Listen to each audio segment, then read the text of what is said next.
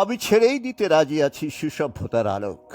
আমি চাই না হতে নববঙ্গের নবযুগের চালক।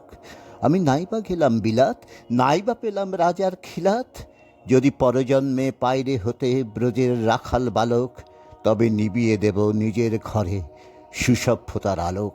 যারা নিত্য কেবল ধেনু চড়ায় বংশীবটের তালে, যারা গুঞ্জা ফুলের মালা গেঁথে পরে পরায় গলে, যারা বৃন্দাবনের বনে সদাই শ্যামের মাসি শোনে, যারা যমুনাতে ঝাঁপিয়ে পড়ে শীতল কালো জলে, যারা নিত্য কেবল ধেনু চড়ায় বংশীপটের তলে। ওরে বিহান হলো, জাগরে ভাই, ডাকে পরস্পরে। ওরে ওই যে দধিমন্থ ধ্বনি উঠল ঘরে ঘরে, হ্যারো মাঠের পথে ধেনু চলে উড়িয়ে গোখুর রেণু। হ্যারো আঙিনাতে ব্রজের বধূ দুগ্ধ দহন করে। ওরে বিহান হলো, জাগরে ভাই, ডাকে পরস্পরে। ওরে সাঙন মেঘের ছায়া পড়ে কালো তামাল মূলে। ওরে এপার ওপার আধার হলো কালিন্দিরি কুলে। ঘাটে গোপাঙ্গনা ডরে কাঁপে খেয়া তরির পরে। হ্যাঁ কুঞ্জবনে নাচে ময়ূর কলাপখানি তুলে।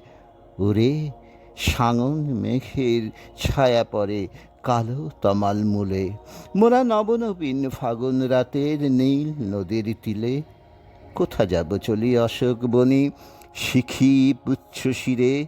যবে দোলার ফুল রশি দিবে নীল শাখায় কষি, যবে দক্ষিণ বায়ে বাঁশির ধ্বনি উঠবে আকাশ ঘিরে। মোরা রাখাল মিলে করব মেলা নীল নদীর তীলে। আমি হব না ভাই নববঙ্গে নবযুগের চালক। আমি জ্বালাবো না আধার দেশে সুসভ্যতার আলোক।